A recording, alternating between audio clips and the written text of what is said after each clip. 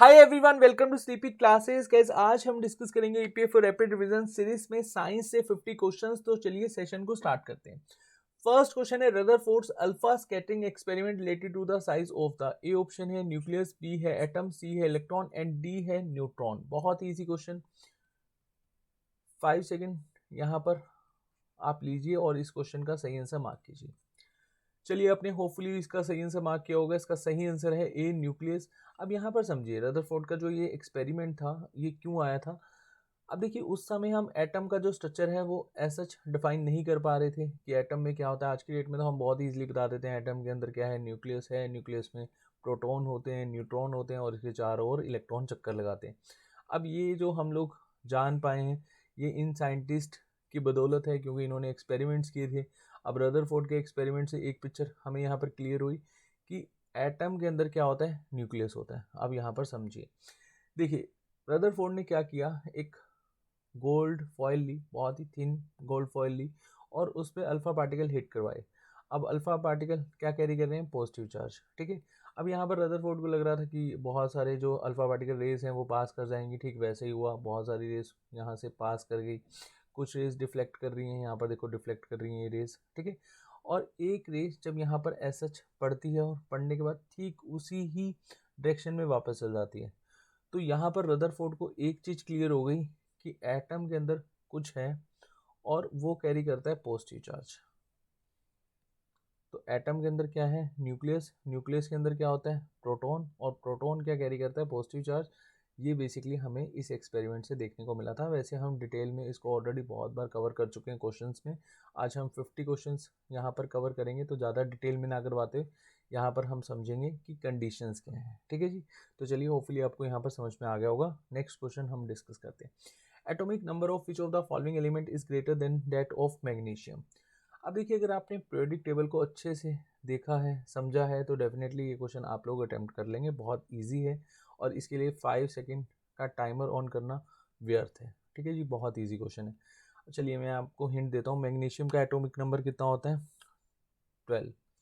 ठीक है जी। अब यहाँ पर नियॉन, फ्लोरीन, सोडियम, एल्यूमिनियम, बताइए इनमें से किसका एटॉमिक नंबर 12 से ज़्यादा है। नियॉन का कितना होता है, 10।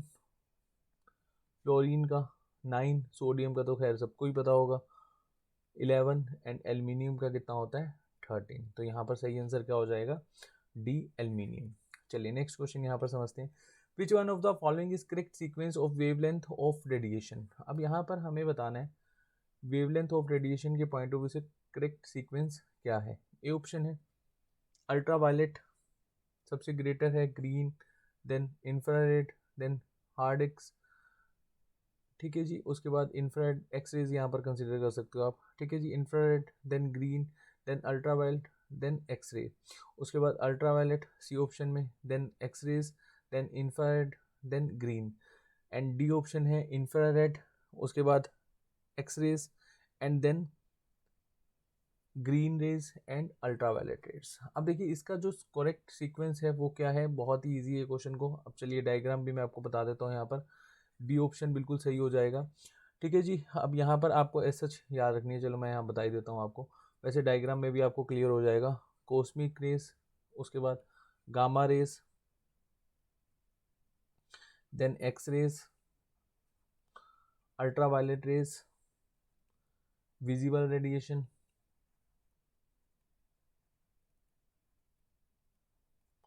उसके बाद इंफ्रारेड रेस, देन माइक्रोवेव और उसके बाद रेडियो वेव्स।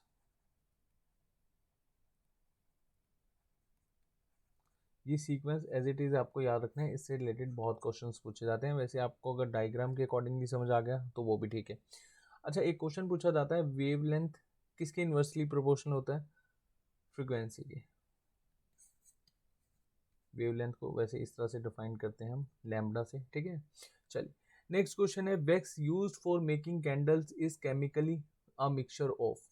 जो वैक्स हम यूज़ करते हैं, ठीक है, मेकिंग कैंडल्स, वो बेसिकली किसके मिक्सचर की बनी होती है। ए ऑप्शन है एलिफेटिक हाइड्रोकार्बन, बी है एरोमेटिक हाइड्रोकार्बन, सी है साइक्लिक हाइड्रोकार्बन एंड डी है एलिफेटिक एंड एरोमेटिक हाइड्रोकार्बन।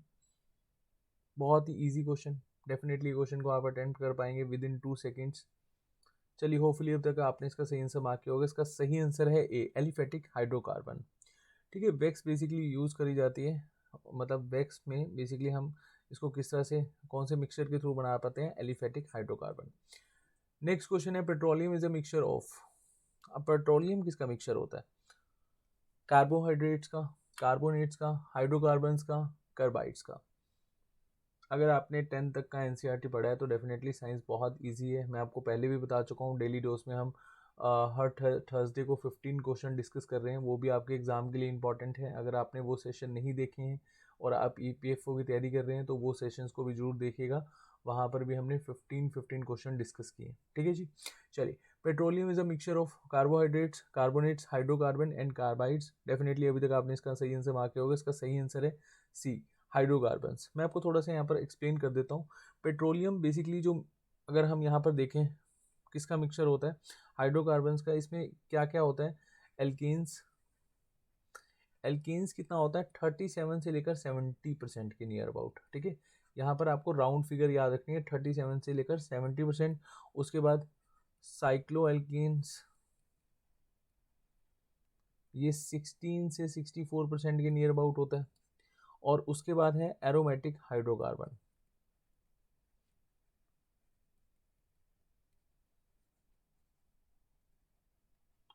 और ये प्रेजेंट होता है 8 to 15% के नियर अबाउट।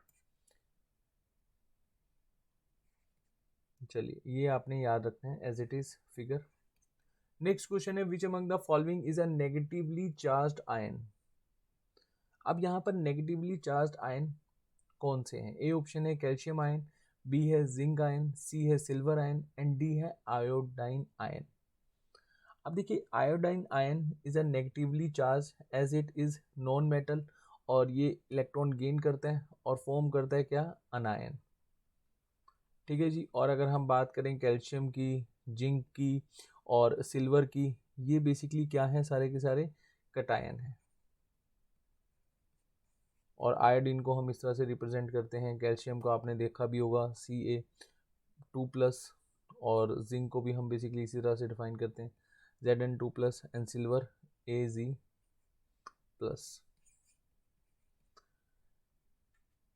नेक्स्ट क्वेश्चन है radioactive is measured by. A option है क्लोरीमीटर, बी है पॉलरीमीटर एंड सी है बैरोमीटर एंड डी है गाइगर मुलर काउंटर। बहुत ही इजी क्वेश्चन।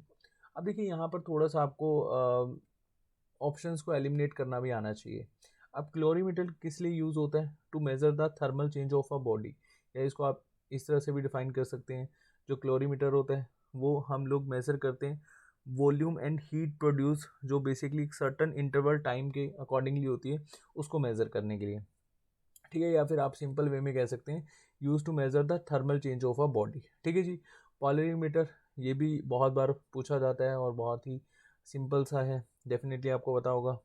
इसको हम बेसिकली किस लिए मेजर करते हैं, एंगल ऑफ रोटेशन के लिए। उसके बाद बैरोमीटर, बैरोमीटर एटमॉस्फेरिक प्रेशर के लिए। तो बचा क्या, Geiger Muller counter. Geiger Muller counter को हम यूज़ करते हैं किस लिए, रेडियो एक्टिविटी को मेज़र करने के लिए। अब रेडियो एक्टिविटी में हम लोग ऑल टाइप ऑफ रेडिएशंस को मेज़र करते हैं, अल्फ़ा बी, बीटा बी, गामा बी, और ये बहुत इंपॉर्टेंट है। और ये भी याद रखना, it is use to count charge particles emitted by radio active nuclei. And ये प्रॉपर पूरा का पूरा जो बेस्ड होता है, जब हम मेज़र करते हैं रेडियो एक्टिविटी को, तो ये बेस्ड होता है आयनाइजेशन में। ठीक है, ध्यान रखना, it is based on ionisation, ये कई बार पूछा जाता है। और आयनाइजेशन ऑफ गैसेस, कंप्लीट याद रखना। और इसमें कौन सी गैस होती है ये पूछा जाता है क्वेश्चन। 90% तो आर्गन होती है, और 10% कौन सी होती है, इथाइल अल्कोहल। चलिए, नेक्स्ट क्वेश्चन हम डिस्कस करते हैं। Radio active decay of uranium resulted the formation of final product. अब यहाँ पर क्वेश्चन को ध्यान से समझिए। Radio active decay of uranium resulted the formation of final product. A option है रेडियम, बी है थोरियम, सी है पोलोनियम एंड डी है लेड। बहुत ही ईजी क्वेश्चन। अब यहाँ पर इसका सही आंसर क्या हो जाएगा? देखिए, इसको आप इस तरह से भी याद रख सकते हैं, जो भी एटम्स होते हैं अगर उनका एटॉमिक नंबर 82 से ज़्यादा हो तो वो हमेशा से अनस्टेबल होते हैं। तो इसके अकॉर्डिंगली समझिए अब इसका क्या आंसर होगा, कौन सा आंसर होना चाहिए। अब आपने चारों ऑप्शन को अच्छे से यहाँ पर समझा, तो इसका सही आंसर क्या हो जाएगा? D, lead. ठीक है जी। नेक्स्ट क्वेश्चन है, which of the following coast radio active pollution along the coastal of Kerala. बहुत बार एग्जाम में आ चुका है, एग्जामिनर्स का फेवरेट क्वेश्चन है। ठीक है जी। वैसे इसमें जो क्वेश्चंस पूछा जाता है उसके ऑप्शंस यहाँ पर आपको कुछ और भी देखने को मिल सकते हैं, बट चलिए एक बार ये ऑप्शन हम देख लेते हैं। ए ऑप्शन है प्लूटोनियम, बी है जिंक, सी है थोरियम एंड डी है रेडियम। बहुत इजी क्वेश्चन अगेन। और इसका सही आंसर क्या हो जाएगा? Monazite sand. अब आप कहेंगे सर ये तो ऑप्शन में ही नहीं है मोनाजाइट सैंड, ये आंसर कैसे हो गया इसका? देखिए, मोनाजाइट सैंड जो है वो एक तरह का और है किसका? थोरियम का। तो यहाँ पर सी ऑप्शन आपका सही हो जाएगा। और मेनली ये हमारे को देखने को मिलता है जो कोस्ट ऑफ केरला, मतलब केरला के नियर अबाउट जो कोस्टल एरिया है वहाँ पर देखने को मिलता है, और यही बेसिकली रिस्पॉन्सिबल है रेडियो एक्टिव पॉल्यूशन के। ठीक है जी। चलिए नेक्स्ट क्वेश्चन है, the source of enormous energy of sun. अब सन क्या है? एक स्टार है। स्टार किससे बेसिकली, स्टार का फॉर्मेशन किससे होता है? गैसेस से। और कौन सी गैसेस से होता है? बहुत इजी है, ज्योग्राफी फॉर ऑल के अगर आपने मेरे सभी सेशंस देखे हैं उसमें मैंने थर्ड फोर्थ सेशन में काफ़ी अच्छे से बताया हुआ है स्टार का फॉर्मेशन कैसे हुआ, और यहाँ पर सन को काफ़ी अच्छे से मैंने एक्सप्लेन किया हुआ है। बट चलिए, हमारा ईपीएफओ के एग्ज़ाम में ज्योग्राफी आता नहीं है, तो अभी के लिए हम इस क्वेश्चन के ऊपर देखते हैं इसका सही आंसर क्या है। ए ऑप्शन है फ्यूजन ऑफ यूरेनियम, बी है fusion of hydrogen nuclei to form helium nucleus, C है fusion of deuterium and tritium and D है fusion of tritium to form helium. अब देखिए इसका सही आंसर क्या है? बी। अगर आपको बेसिक नॉलेज है कि जो स्टार होते हैं वो कौन सी गैसेस से बनते हैं, हाइड्रोजन एंड हीलियम। ठीक है जी। जब न्यूक्लियर फ्यूजन होता है तो 4 हाइड्रोजन कन्वर्ट हो जाते हैं 1 हीलियम के, और इसी तरीके से हमें स्टार का फॉर्मेशन होता हुआ दिखता है। चलिए नेक्स्ट क्वेश्चन है, Curie point is the temperature at which. Answer तो आपने देख लिया, एक बार इसको समझ लेते हैं अच्छे से, बहुत इंपॉर्टेंट क्वेश्चन है क्यूरी पॉइंट। अब देखिए, ए ऑप्शन है मैटर बिकम रेडियो एक्टिव, इसका सही आंसर है मेटल लूसेस मैग्नेटिक प्रॉपर्टी, आपने देख लिया इसका सही आंसर। अब यहाँ पर समझिए क्यूरी पॉइंट होता क्या है। देखिए, अगर हम कोई भी मेटल को हीट करें एक क्यूरी पॉइंट से हाई टेम्परेचर पे, तो वो क्या करता है, अपनी मैग्नेटिक प्रॉपर्टी को लूज कर देता है। और क्यूरी टेम्परेचर क्या है बेसिकली, ये हमें अलग अलग देखने को मिलता है हर मेटल का। आप ऐसे समझ लो, अगर हमें किसी भी मेटल की मैग्नेटिक प्रॉपर्टी को लूज करवाना है तो हमें एक क्यूरी टेम्परेचर से उसको थोड़ा सा ज़्यादा हीट देनी होगी। ठीक है जी, तभी वो अपनी मैग्नेटिक प्रॉपर्टी को लूज करेगा। ठीक है जी। क्यूरी टेम्परेचर कितना होता है? 0 डिग्री सेल्सियस। ठीक है जी, मेटल के केस में। और अब मैंने जैसे कि बताया अलग अलग के केस में अलग अलग हैं, तो आपको सभी की याद नहीं रखनी, जस्ट फिर आप ऐसे ही याद रख सकते हैं कि क्यूरी टेम्परेचर क्या है, एक तरह का नॉर्मल टेम्परेचर है। अगर हम इससे ज़्यादा टेम्परेचर देंगे तभी वो अपनी मैग्नेटिक प्रॉपर्टी को लूज करेगा। ठीक है जी। चलिए नेक्स्ट क्वेश्चन है, cooking oil is converted into vegetable ghee by the process of. ये हम बहुत ज़्यादा यूज़ करते हैं, तो ऐसे मैंने आपको बताया भी था डेली बेसिस पर जो साइंस है वो ज़्यादा पूछी जाती है। ठीक है जी। चलिए, कुकिंग ऑयल जो कन्वर्ट हो जाता है वेजिटेबल घी में, उस प्रोसेस को हम क्या कहते हैं?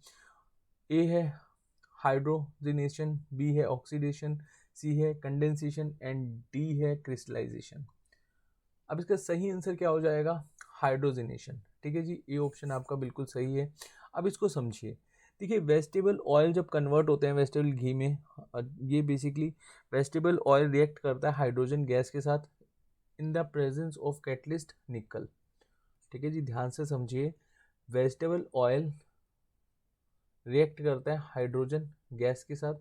ठीक है जी, और कौन से कैटलिस्ट की प्रेजेंस में? निकल की। और इसी प्रोसेस को हम क्या बोलते हैं? हाइड्रोजिनेशन, या फिर इसको हम रिडक्शन ऑफ वेजिटेबल ऑयल भी बोलते हैं। और ये जो प्रोसेस चल रहा होता है हाइड्रोजिनेशन में, इसमें हमें देखने को मिलता है ट्रांस फैट बनता हुआ दिखता है, मतलब ट्रांस फैट फॉर्म्ड जब ये प्रोसेस चल रहा होता है। ठीक है जी। चलिए नेक्स्ट क्वेश्चन हम देखते हैं, विच of the following cause rusting of iron. अब रस्टिंग ऑफ आयरन के लिए अगर हम यहाँ पर समझें कौन सी स्टेटमेंट हमारी सही हो जाएगी, first oxidation, second reduction, third chemical reaction with oxygen, fourth chemical reaction with carbon dioxide. बहुत इजी क्वेश्चन।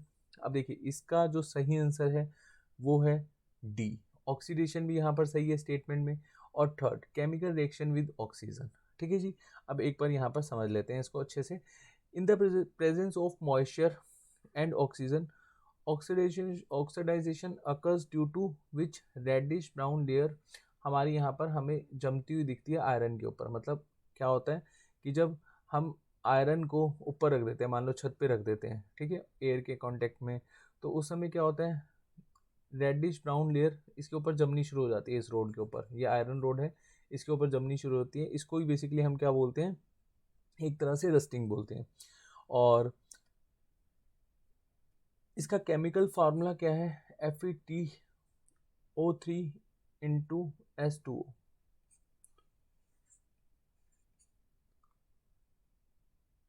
नेक्स्ट क्वेश्चन है which of the following is not favourable to prevent iron from rusting. अब देखिए इसी से ही relate कर रहा है question. अब यहाँ पर समझिएगा अच्छे से, आपको बताना है इन चारों ऑप्शन में से कौन सी फेवरेबल कंडीशन नहीं है जो प्रिवेंट करती है आयरन को रस्टिंग से। ए है एनीलिंग, बी है अप्लाइंग ग्रीस, सी है गैल्वेनाइजेशन, डी है पेंटिंग। अब देखिए आयरन को अगर हमें रस्ट से बचाना है तो गैल्वेनाइजेशन तो हम करते ही हैं, आपने देखा होगा पेंट भी करा जाता है, ठीक है जी, और ग्रीस भी अप्लाई करी जाती है। तो एनीलिंग नहीं होती, ये ग्लास के केस में होती है। ठीक है, याद रखना किस केस में होती है, ये ग्लास के केस में। चलिए उसके बाद हम नेक्स्ट क्वेश्चन डिस्कस करते हैं। Skin becomes yellow in concentrated HNO3 because A option है the proteins are converted into xanthoprotein, B है HNO3 act as dehydrating agent, C है nitrocellulose is formed, and D है HNO3 act as an oxidizing agent. इसका सही answer हो जाएगा A, the protein are converted into xanthoprotein. ठीक है जी।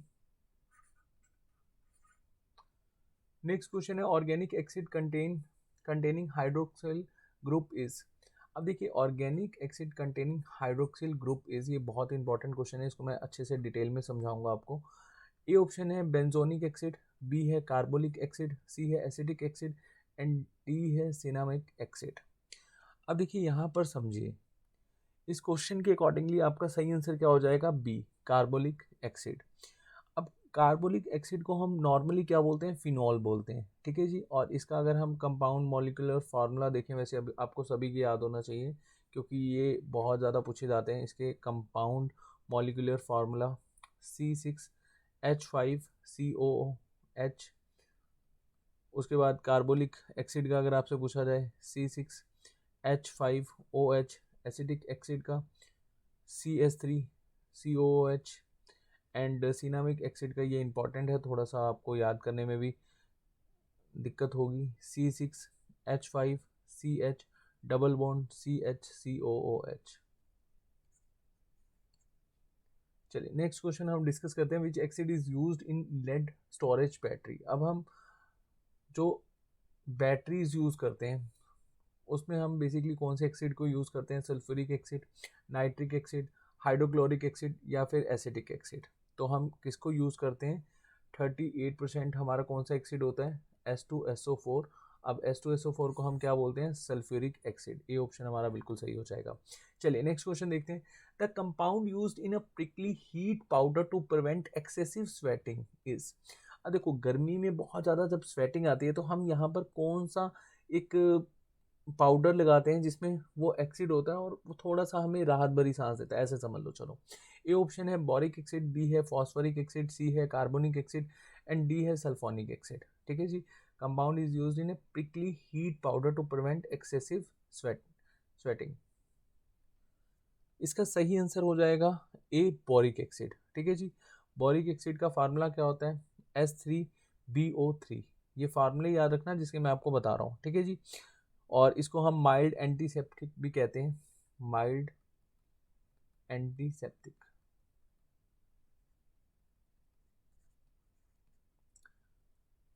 नेक्स्ट क्वेश्चन है name the acid present in lemon. अब लेमन में कौन सा एसिड प्रेजेंट होता है, ये तो खैर आप आंख बंद करके भी इसका सही आंसर बता देंगे। तो इसका सही आंसर क्या है, सिट्रिक एसिड। कितना होता है, ये क्वेश्चन पूछ लिया तो ये भी आपको पता होना चाहिए, 7 to 10%। और ये क्वेश्चन एसएससी में भी पूछा हुआ है, इवन एच नहीं यूपीपीएससी इसमें भी क्वेश्चन आ चुका है, एससीएस में भी आ चुका है, सॉरी, और आपका सीडीएस में भी क्वेश्चन आ चुका है बहुत बार। बहुत सारे एग्जाम्स में मैंने क्वेश्चन देखा था प्रीवियस, और ये सारे के सारे आपके आज के क्वेश्चन प्रीवियस ईयर ही हैं। चलिए नेक्स्ट क्वेश्चन अगर हम देखें, formic acid is produced by, formic जो एसिड होता है वो किससे हम प्रोड्यूस करते हैं, वाइट एंट से, कॉकरोचेस से, रेड एंट से, या फिर मॉस्किटो से। देखिए फॉर्मिक एसिड जो होता है वो बेसिकली प्रोड्यूस करता है क्या, कौन प्रोड्यूस करता है, रेड एंट्स। तो आपका सी ऑप्शन बिल्कुल सही हो जाएगा, ठीक है जी। और इसको हम यूज़ करते हैं ट्रीटमेंट ऑफ गोट्स। गोट क्या होता है, जोड़ों का दर्द, आप ऐसे समझ लीजिए, ठीक है। तो आपका यहाँ पर सी ऑप्शन बिल्कुल सही हो जाएगा।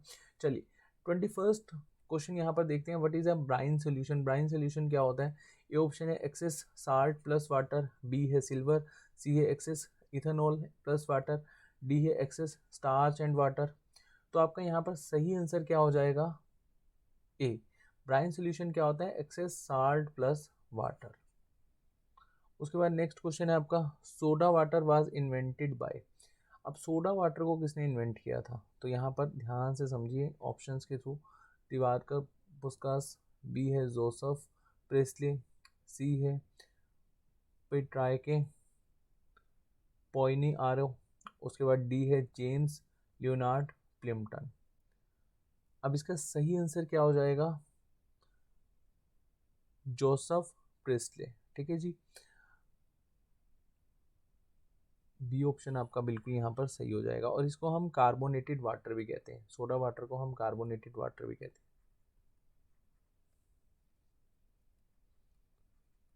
हैं, एंड कार्बन डाइऑक्साइड को भी हम यूज़ करते हैं सोडा वाटर में, ठीक है जी। डेट्स वाई हम इसको, या नहीं आप ऐसे समझ लीजिए, इसको कार्बोनेटेड वाटर कहते हैं, ठीक है। चलिए नेक्स्ट क्वेश्चन है, oxide of which of the following will turn red litmus proof. अब मैंने आपको काफ़ी अच्छे से बताया था एसिड एंड साल्ट वाले चैप्टर में, जो ये turn red litmus blue and basically किस तरह से होता है, काफ़ी हमने डिटेल में समझा था। अगर आपने वो सेशन देखा होगा ईपीएफ रैपिड डिवीजन में, डेफिनेटली ये क्वेश्चन आप अटेम्प्ट कर पाएंगे। बट चलिए यहाँ पर भी हम समझते हैं। ए ऑप्शन है मैग्नीशियम, बी है फॉस्फोरस, सी है सल्फर एंड डी है कार्बन। अब देखिए यहाँ पर जो मैग्नीशियम है, यहाँ ओनली यही क्या है, मेटल है, और इसी वजह से ये बेसिक नेचर का है और कन्वर्ट हो जाएगा रेड लिटमस टू ब्लू। तो ए ऑप्शन आपका बिल्कुल सही है। उसके बाद अगर हम देखें फॉस्फोरस, सल्फर एंड कार्बन, ये नॉन मेटल हैं, they will form acidic oxide. 24th question क्या है, crystallisation is an example of. Crystallisation क्या है, बेसिकली ये एक तरह का ऐसा प्रोसेस है जिसमें लिक्विड स्टेट कन्वर्ट हो जाता है सॉलिड स्टेट में विदाउट एनी केमिकल रिएक्शन, मतलब एक तरह का क्या है ये, फिजिकल चेंज, ठीक है जी। तो ए ऑप्शन आपका बिल्कुल सही हो जाएगा। अगर केमिकल रिएक्शन से होता तो केमिकल चेंज होता, लेकिन यहाँ पर तो ये विदाउट केमिकल चेंज हो रहा है, डेट्स वाई इसका सही आंसर क्या हो जाएगा, फिजिकल चेंज। नेक्स्ट क्वेश्चन क्या है, major portion of the earth crust is mainly constituted by. अब हमारी जो अर्थ का क्रस्ट वाला एरिया है उसमें हमें कौन कौन से एलिमेंट्स देखने को मिलते हैं। ए ऑप्शन है ऑक्सीजन एंड आयरन, बी है oxygen and silicon and C है silicon and iron and D है सिलिकॉन एंड एल्यूमिनियम। देखिए हमारा जो अर्थ क्रस्ट है उसमें हमें मेनली देखने को मिलता है ऑक्सीजन एंड सिलिकॉन। परसेंटेज भी आपको पता होना चाहिए, ऑक्सीजन का है, मतलब बी ऑप्शन यहाँ पर आपका सही हो जाएगा 46.6% एंड सिलिकॉन है आपका 25.7% के नियर अबाउट। नेक्स्ट क्वेश्चन है, carnotite is an ore mineral of. Carnotite किसका ओर है, किसका मिनरल है। ए ऑप्शन है बेरिलियम, बी है क्रोमियम, सी है यूरेनियम एंड डी है कॉपर। देखिए कार्नोटाइट बेसिकली किसका ओर है, पोटेशियम यूरेनियम वेंडेट का। तो यहाँ पर आपका सी ऑप्शन बिल्कुल सही हो जाएगा। नेक्स्ट क्वेश्चन है, बेरिल इज एन और मिनरल ऑफ। ए ऑप्शन है निकल, बी है बेरिलियम, सी है लेड एंड डी है टिन। यहाँ तो आपको नाम से ही क्लियर हो रहा होगा, इसका सही आंसर क्या है, बेरिलियम। अच्छा, बेरिलियम के केस में एक और पूछा जाता है, वो आपको याद रखना है, फिनासाइट। ये भी बेसिकली बेरिलियम का ही और है, फिनासाइट। चलिए नेक्स्ट क्वेश्चन है, ruby and sapphire are oxide of, A option है कॉपर, बी है टिन, सी है आयरन एंड डी है aluminium. Ruby and sapphire are oxide of aluminium, तो यहाँ पर आपका डी ऑप्शन बिल्कुल सही हो जाएगा।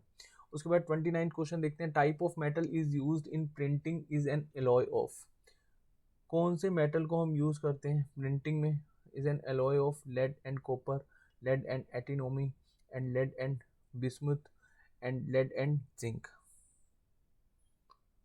अब देखिए हम कौन से मेटल को यूज करते हैं यहाँ पर, लेड, टिन एंड एंटीमोनी को, तो यहाँ पर टिन तो हमें नहीं देखने को मिल रहा, तो अकॉर्डिंग टू दिस क्वेश्चन हमारा सही आंसर क्या हो जाएगा, बी, लेड, एटीनोमी एंड यहाँ पर टिन को भी आप ऐड कर लीजिएगा। ठीक है जी, लेड का यहाँ पर परसेंटेज होता है 60 से लेकर 86% के नियर अबाउट, एंटीनोमी का होता है 11 to 30% और टिन का होता है 3 to 20%।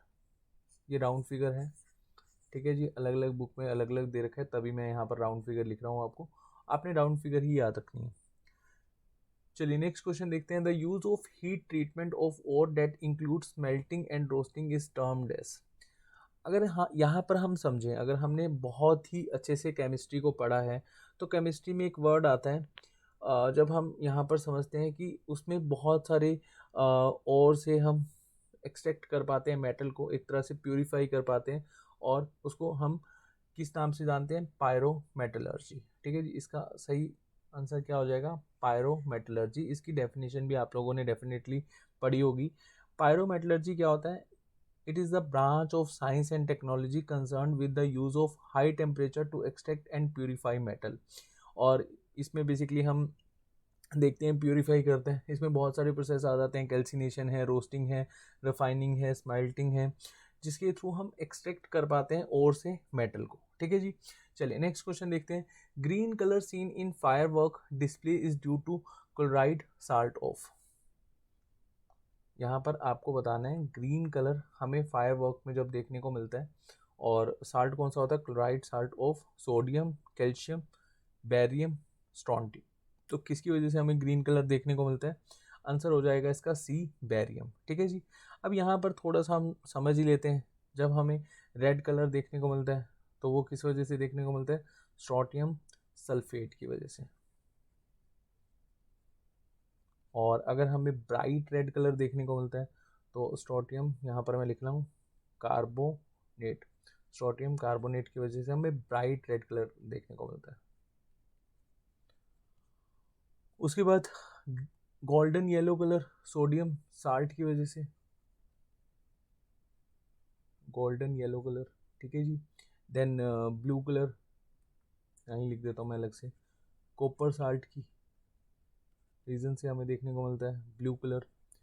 एंड उसके बाद सिल्वर कलर हमें देखने को मिलता है एल्यूमिनियम पाउडर की वजह से।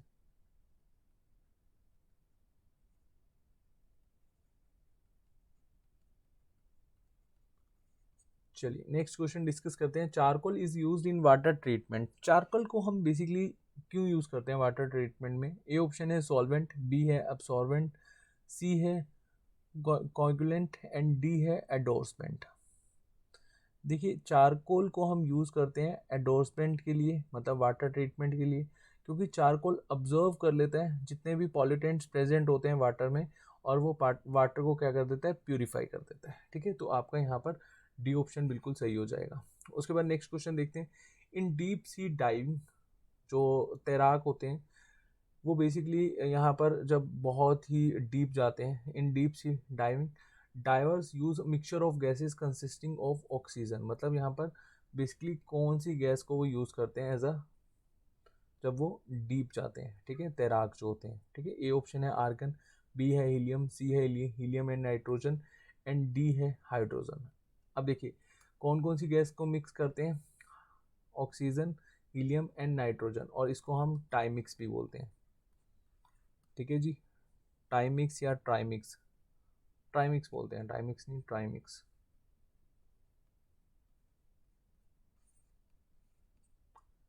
नेक्स्ट क्वेश्चन है silicon is a polymer of, silicon किसका पॉलीमर है? ए ऑप्शन है सिलिकॉन टेट्राक्लोराइड का, di alkyl di chloro silane का, सी है सिलेन का एंड डी है टेट्रा एल्काइल सिलेन का। इसका सही आंसर हो जाएगा B, di alkyl di chloro silane. बहुत ही इंपॉर्टेंट क्वेश्चन है, इसका फार्मूला भी आपको पता होना चाहिए, R2SiCl2।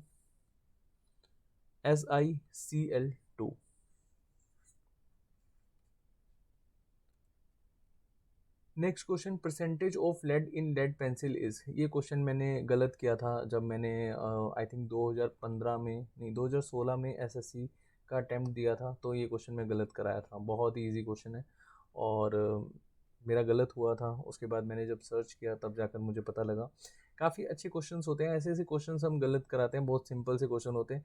तभी मैं आपको बोलता हूँ कि साइंस में हमें ना डेली बेसिस का जो बेसिकली साइंस होता है, एवरीडे साइंस, जो एक एप्लीकेशन बेस्ड क्वेश्चन होते हैं, वो क्वेश्चंस हमें बहुत अच्छे से आनी चाहिए।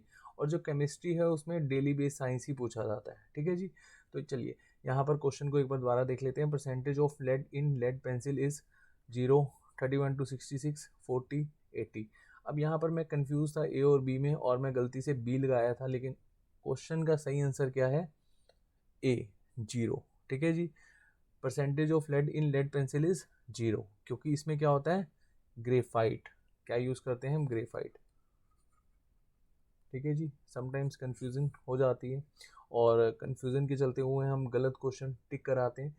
तभी मैं आपको हमेशा से बोलता हूँ कि आप ज़्यादा से ज़्यादा क्वेश्चंस करोगे तो डेफिनेटली आपको एक कॉन्फिडेंस लेवल आपका देखने को मिलेगा, उससे आप ज़्यादा से ज़्यादा क्वेश्चन अच्छे से सही मार्क कर पाओगे, ठीक है जी। अब देखिए ग्रेफाइट को हम यूज़ करते हैं because of its ability to leave grey marks on paper.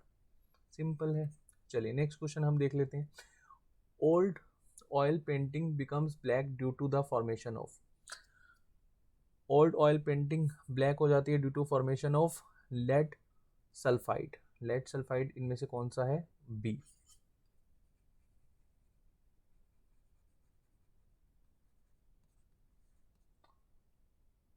Thirty seventh question है, in graphite layer are held together. अब देखिए ग्रेफाइट लेयर बेसिकली क्या होती है? ये वीक अट्रैक्टिव लेयर होती है, ठीक है। ऐसे समझ लो इन लेयर के बीच में जो फ्रिक्शन होता है वो लेस होता है, और इसको हम क्या बोलते हैं? वेंडरवाल फोर्सेस, ठीक है जी। In graphite layer are held together by van der Waals forces. ये एक साइंटिस्ट के नाम से पढ़ा है, ठीक है जी। तो ए ऑप्शन यहाँ पर बिल्कुल सही हो जाएगा। बस आपने इतना याद रखना है, this are weak attractive force between atoms and non polar molecules, ठीक है जी। चलिए 38 क्वेश्चन है, which one among the following is solid lubricant. अब सॉलिड लुब्रिकेंट, ये आपने जो 37 क्वेश्चन पढ़ा है इसी को थोड़ा सा यहाँ पर हम देखेंगे, अच्छे से समझेंगे।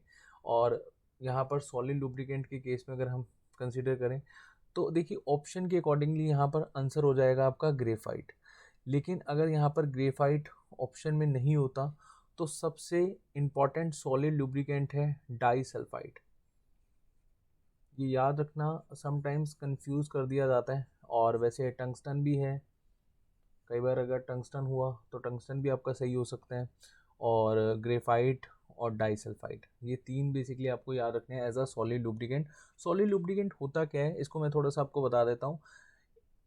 फ्रिक्शन जो होता है ना दो लेयर के बीच में, ये रिड्यूस हो जाता है जब हम सॉलिड स्टेट में कंसीडर करते हैं, ठीक है जी। ऐसे समझ लो। उसके बाद नेक्स्ट क्वेश्चन है हमारा, density of water is maximum at. अब यहाँ पर हमें एक तरह से पता होना चाहिए कि डेंसिटी वाटर की कितनी होती है। देखो अगर हम नॉर्मली बात करें डेंसिटी वाटर की कितनी होती है, 1 ग्राम पर सेंटीमीटर क्यूब, ठीक है जी। या इसको आप ऐसे भी लिख सकते हो, बात एक ही है, ठीक है जी। अब देखिए वाटर की डेंसिटी इतनी होती है तभी हम वाटर पर खड़े नहीं हो पाते, और हमारी अर्थ की डेंसिटी 5.5 के नियर अबाउट है। डेट्स वाई हम यहाँ पर खड़े हो पाते हैं और बिल्डिंग ब्लॉक्स बन पाते हैं यहाँ पर। और सभी प्लैनेट्स की इतनी डेंसिटी नहीं है, वैसे मास की है 1 से ज़्यादा, लेकिन हमारी अर्थ की सबसे ज़्यादा डेंसिटी है कंपेरेटिवली, अगर हम सभी प्लैनेट्स की यहाँ पर बात करें, ठीक है जी। अब वाटर का जो मैक्सिमम डेंसिटी है वो 4 डिग्री सेल्सियस होती है, और ये बहुत ही यूज़फुल है एक्वेटिक लाइफ के लिए, ठीक है जी, जिसमें सी एनिमल बहुत ही एक तरह से सेफली रह पाते हैं इस कंडीशन में। ठीक है जी, तो यहाँ पर 4 डिग्री सेल्सियस बिल्कुल सही हो जाएगा। नेक्स्ट क्वेश्चन है, हु डिस्कवर्ड ऑक्सीजन? ऑक्सीजन को किसने डिस्कवर्ड किया था? ए ऑप्शन है कार्ल शील ने, बी है हुक, सी है हेजनबर्ग एंड डी है विलियम्स। अब देखिए यहाँ पर भी कंफ्यूजन है। ऑक्सीजन को डिस्कवर्ड किया था प्रेस्टले ने, लेकिन प्रेस्टले ने डिस्कवर्ड किया था 1774 में। और प्रेस्टले क्यों यहाँ पर हम इसको प्रेफरेंस देंगे अगर प्रेस्टले ऑप्शन में होगा, क्योंकि जब इन्होंने ऑक्सीजन को डिस्कवर्ड किया था तो उसके बाद पब्लिश्ड हो गया था। ठीक है जी, लेकिन जब कार्ल शील ने किया था तो उस समय पब्लिश नहीं हुआ था और इन्होंने किया था 1772 में। अगर मान लो कार्ल शील भी हो ऑप्शन में एंड प्रेस्टले भी हो तो आप यहाँ पर प्रेस्टले पर टिक करके आएंगे। ठीक है जी, समझ में आया, क्योंकि इनके बाद जब इन्होंने डिस्कवर्ड किया था पब्लिश हो गया था। ठीक है जी, चलिए 41 क्वेश्चन जो है हमारा वो देख लेते हैं। Which one of the following is not halon gas? अब इनमें से हेलोन गैस कौन सी नहीं है? हेलोन गैस होती क्या है? जो बेसिकली यूज़ होती है फायर सप्रेशन में एंड रेफ्रिजरेटर में। अब हेलोन गैस कार्बन टेट्राक्लोराइड है, आइडोमिथेन है, ब्रोमोमिथेन है, इसमें हेलोन होते हैं, डेट्स वाई इसको हम हेलोजन एटम और हेलोन गैस भी बोलते हैं। और इसमें से हेलोन गैस कौन सी नहीं है? वो है आपकी मीथेन, ए ऑप्शन। ठीक है जी, नेक्स्ट क्वेश्चन है the common name of magnesium sulphide magnesium sulphate heptahydrate. तो आपको बताना है मैग्नीशियम सल्फेट हेप्टाहाइड्रेट का कॉमन नेम क्या है। इसका फार्मूला मैं आपको बता देता हूँ, शायद आप तब क्लियर कर पाए। MgSO4 into 7S2O। ये बहुत इजी है, केमिस्ट्री और फिजिक्स बहुत इजी है। बायोलॉजी में हमें थोड़ा सा क्रैम करना पड़ता है क्योंकि बायोलॉजी में कुछ टर्म्स ऐसी हैं, लेकिन फिजिक्स और केमिस्ट्री आप पढ़ेंगे तो डेफिनेटली क्लियर होती रहेंगी। ठीक है जी, ये फार्मूले आपको भी ऐसे याद रहेंगे जैसे मुझे याद है। ठीक है जी, तो common name of magnesium sulphate heptahydrate basically हम किसे कहते हैं? एप्सोम साल्ट को। तो यहाँ पर ए ऑप्शन बिल्कुल सही हो जाएगा और एप्सोम साल्ट का फार्मूला मैंने यहाँ पर लिख दिया। 43rd क्वेश्चन क्या है? Water is used in a hot water bag because it is easily available, it has high specific gravity, it has high specific heat and it is a liquid substance। देखिए अगर हम बात करें water is used in hot water bag because high specific heat. अब specific heat of water कितनी होती है? 1 calorie पर ग्राम डिग्री सेल्सियस, या इसको आप ऐसे भी लिख सकते हो 4.186 जूल पर ग्राम डिग्री सेल्सियस। ठीक है जी, which is higher than any other common substance. Next question है इथेन गैस है slightly sweet. Ethane gas sweet होती है। ठीक है जी, चलिए नेक्स्ट क्वेश्चन है what is the use to prevent freezing of fuel in spacecraft. हम कई बार सोचते हैं ना कि एरोप्लेन उड़ रहे हैं, जो ये स्पेस क्राफ्ट में फ्यूल होता है ये जमता क्यों नहीं है, फ्रीज क्यों नहीं होता, किसकी वजह से नहीं होता? तो ऐसे क्वेश्चंस हमेशा से माइंड में आते रहते हैं। तो उसके बाद जब आप सर्च करते हैं तो आपको इसका आंसर मिल जाता है और डेफिनेटली बहुत ही इजी क्वेश्चन है। इसका आंसर आप 1 मिनट से पहले, मतलब 1 सेकेंड से पहले लगा पाएंगे। ए ऑप्शन है बेंजीन, बी है ग्लाइकोल, सी है एसिटिलाइन एंड डी है एस्टर। अब देखिए इसका सही आंसर है एथिलीन ग्लाइकोल। एथिलीन ग्लाइकोल को हम यूज़ करते हैं prevent freezing of fuel in space craft. और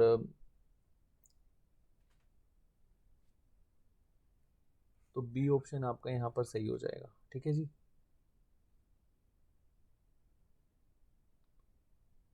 नेक्स्ट क्वेश्चन है D नेचर्ड spirit and D natural alcohol is mixed with.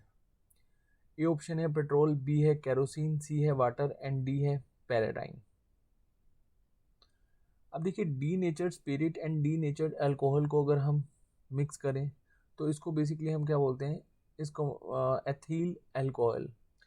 And ethyl alcohol को आप एक तरह से इसमें हम स्मॉल अमाउंट एड ऑन कर देते हैं पॉइजनस सब्सटेंस का, और उसको हम क्या बोलते हैं? मिथाइल अल्कोहल या इसको हम पैराडाइन भी बोलते हैं। मिथाइल अल्कोहल सही होगा, इथाइल अल्कोहल, मिथाइल अल्कोहल, ठीक है जी। तो यहाँ पर पैराडाइन, ठीक है, मैं लिख देता हूँ। देखिए केमिस्ट्री को मैं बहुत शॉर्टकट में बता रहा हूँ, 50 क्वेश्चन आज हमने डिस्कस करे हैं। मैं मानता हूँ थोड़ा हमने डिटेल में डिस्कस नहीं करे, अभी ईपीएफओ एग्ज़ाम में बहुत कम समय है, रैपिड रिवीजन सीरीज़ में ज़्यादा हम डिटेल में क्वेश्चंस को डिस्कस नहीं कर पाएंगे क्योंकि 50 क्वेश्चन डिस्कस करने हैं। अगर आपको फिर भी इनकेस कोई डाउट होगा प्लीज़ कमेंट सेक्शन में बताइएगा, मैं आपके डाउट्स को क्लियर करने की कोशिश करूँगा, ठीक है जी, जल्द से जल्द आपके पेपर से पहले। और केमिस्ट्री में अभी के लिए जितना पॉसिबल हो सकता था उतना मैंने आपको यहाँ पर एक्स्ट्रा इन्फॉर्मेशन बताया है, ठीक है जी। चलिए 47 क्वेश्चन है, chlorofluoro can be used as analgesic, anaesthetic and anti malarial antibiotic. Chlorofluoro को हम यूज़ करते हैं एनेस्थेटिक। एनेस्थेटिक क्या होता है ये तो चलिए आपने देख ही लिया होगा। अब देखिए हम आज की डेट में वैसे क्लोरोफॉर्म को यूज़ नहीं करते क्योंकि इसमें बहुत ही ज़्यादा, हम ऐसे समझ लो, एक्सटेंसिवली लीवर डैमेज हो जाता है। And chloroform undergoes oxidation in presence of light and air to form पॉजिन।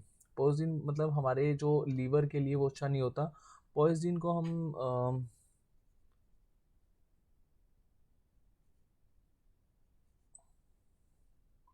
Carbonyl chloride भी बोलते हैं, कार्बोनिल क्लोराइड।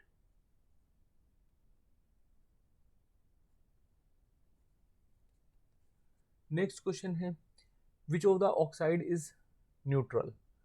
ए ऑप्शन है CO, बी है SNO2, सी है ZNO एंड डी है SiO2।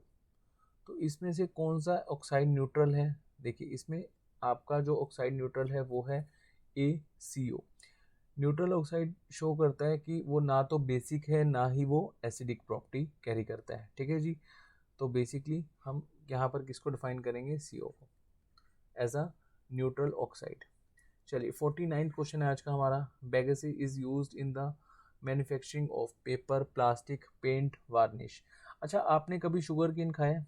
ऑब्वियसली खाया ही होगा, ठीक है। शुगर केन को जब हम खाते हैं तो उसका जो बेसिकली फाइबर होता है, जो वेस्ट फाइबर होता है जिसको हम फेंक देते हैं, उससे पेपर बनता है, ठीक है जी। जूस तो हम लोग बेसिकली सारा का सारा कंज्यूम कर लेते हैं, ठीक है, और कंज्यूम करने के बाद जो उसका फाइबर है उसको फेंक देते हैं, उस फाइबर से क्या बनता है? पेपर बनता है, ठीक है जी। और इसी को बेसिकली हम क्या बोलते हैं? बेगेसी बोलते हैं, ठीक है जी। अब यहाँ पर आपको बहुत ही इजी फॉर्मेट में मैंने समझा दिया बेगेसी क्या होता है। चलिए आज का हमारा last question, ethanol containing 5% water is known as rectified spirit, absolute alcohol, dilute alcohol and power alcohol, ठीक है जी।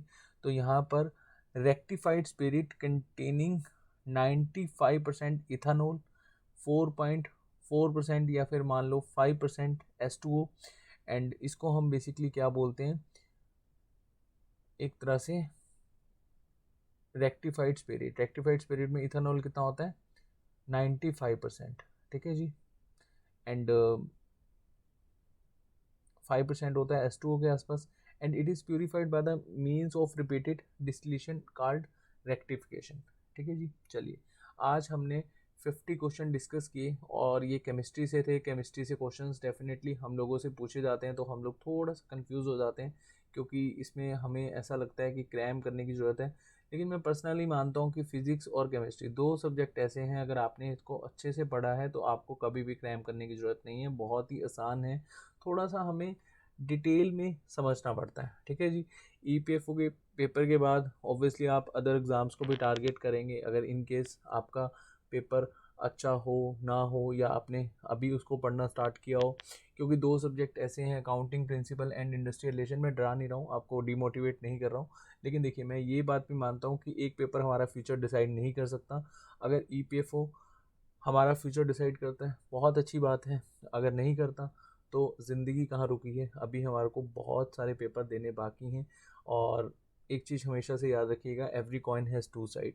अगर पेपर अच्छा हुआ तो अच्छी बात है, जॉब लग गई, अगर नहीं हुआ तो हमारे को नेक्स्ट पेपर्स की भी प्रिपरेशन करनी है, ठीक है जी। रुकना नहीं है, थमना नहीं है, जब तक हमें जॉब नहीं लग जाती तब तक हम रुकेंगे नहीं, ठीक है जी। चलिए थैंक यू सो मच, जय हिंद, अपना ध्यान रखिए और नेक्स्ट सेशन में हम हिस्ट्री के क्वेश्चन डिस्कस करेंगे। एक सेशन में कोशिश करूँगा आपको फ्राइडे से पहले साइंस का 50 क्वेश्चंस का और दे दूँ, जिससे आप अपने एग्ज़ाम की तैयारी को काफ़ी अच्छे से कर पाएँ। चलिए bye, thank you so much.